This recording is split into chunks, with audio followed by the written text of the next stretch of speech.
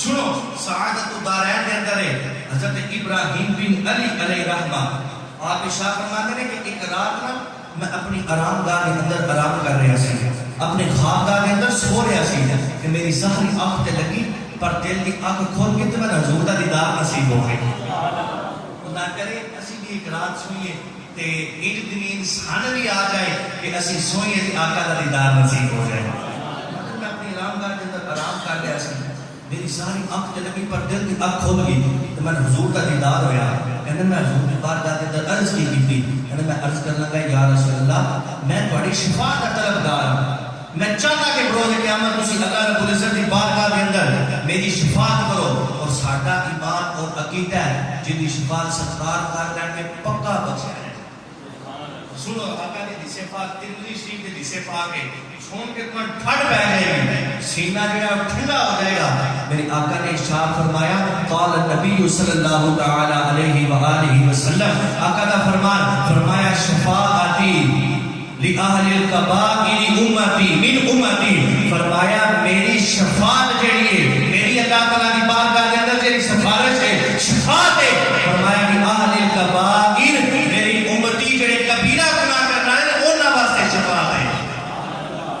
کبیرہ گناہ کرنا ہے واسطے شفاعت ہے۔ اور ایک حدیث پاک کے اندر آتا ہے میرے آقا نے ارشاد فرمایا کہ اللہ رب العزت نے ہر نبی ہونا ایک دعا دی ایسی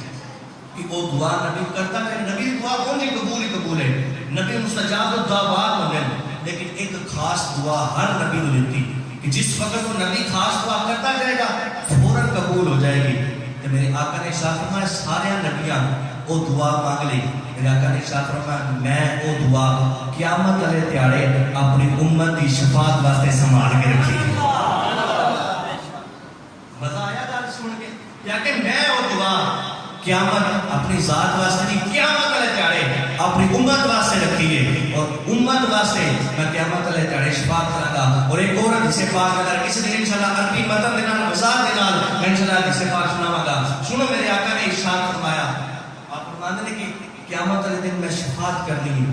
اللہ رب العزت نے مقام محمود ای الشفاعہ شفاعت ہونی ہے کہ میں اپنی امت میں شفاعت کرنی ہے۔ بعض لوگ ایسے ہونے کہ اللہ کے رحمت کے نال بغیر حساب جنت سے چلے جان گے، فرمایا بعض لوگ ایسے ہونے نے جڑے میری شفاعت کے نال جڑا ہے وہ جنت کے اندر چلے جان گے۔ میں اتنا کام ہو جائے گا نا بعد وچوں میں جاواں گا دوزخ کے دروازے تے، جڑا خازن مالک ہوئے گا دوزخ دا میں او دے کول ٹر جاواں گا تے میں جا کے آکھاں گا دس میرا کوئی امتی تے نہیں آئی تھے، تو وہ خازن کہے گا اللہ کی قسم جو کہ کہے گا یا رسول اللہ اللہ رب العزت اتنا تواڈے تے کرم ہے کہ تواڈی کوئی بھی چیز یعنی تواڈا کوئی بھی امتی جہنم دے اندر باقی نہیں رہا، مطلب سارے دی بخش فرما دے گا۔ پھر آقا نے ارشاد فرمایا بعض ایسے ہوں گے جہنم دے اندر چلے جان گے، اللہ رب العزت میری شفاعت دے صدقے انہاں جہنم چوں کاٹ کے جنت دے اندر داخل فرما دے گا۔ میں آخر بات کا اندر عرض کی کہ یا رسول اللہ میں تھوڑی شفاعت طلبگار ہوں، میں چاہتا بروز قیامت تسی میری شفاعت کرو۔ سنو میرے آقا نے ارشاد فرمایا، میرے آقا نے ارشاد فرمایا اگر تو شفاعت کا طالب ہے نا تے سن اکثروا من الصلاۃ علیہ، فرمایا میری ذات کی کثرت نال درود پاک پڑھ، بروز قیامت میں تیری شفاعت کراں گا۔ ایسی برکت ہے یہ درود پاک شفاعت کا ذریعہ ہے۔ اور میرے آقا نے ارشاد فرمایا قیامت والے دیہاڑے سب تو نزدیک ترین میرے او بندہ ہوئے گا جنہیں سب تو زیادہ دنیا کے درد درود پاک پڑھیا ہوگا۔ اور آقا کی حدیث پاک سنو، میرے آقا نے ارشاد فرمایا من صلی علیہ کہ جس بندے نے میری ذات پہ درود پاک پڑھیا امر اللہ حافظیہ اللہ یکتب علیہ ذنبا ثلاثۃ ایام، ارشاد فرمایا من صلی علیہ جڑا بندہ میری ذات پہ صرف ایک بار درود پاک پڑھے گا امر اللہ حافظیہ اللہ یکتب، اللہ تعالیٰ اے دوویں فرشتے کرامن کاتبین جڑے سارے اعمال لکھن والے نے اللہ یکتب انہاں نوں حکم فرما دے گا کہ تساں نہیں لکھنے ثلاثۃ ایام ترے گھڑے اس بندے تے تساں گناہ نہیں لکھنے۔ ایک بار درود پڑھن دی برکت لگ گیا ترے گھڑے تساں گناہ نہیں لکھنے۔ اچھا ایک دوسری آمد یاد کرنے میں تے بڑی وضاحت کرتے ہیں، مطلب اس کو بتا یہ نہ مراد نہیں لوے کہ درود پڑھتے تو گناہ کرتے، گناہ کیڑا لکھینا ہے کیا کہ نام اس تو کوئی بندہ یہ نہ مراد لے کہ درود پڑھ پڑھ کے گناہ کرتے رہو، نہیں بلکہ اگر گناہ शर्म की गल है शदीद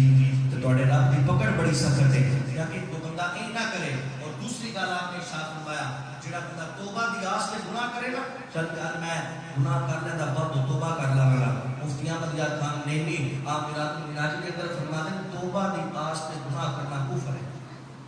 कुफर है, बंदा दायरा इस्लाम तो खारिज होता है। क्यों?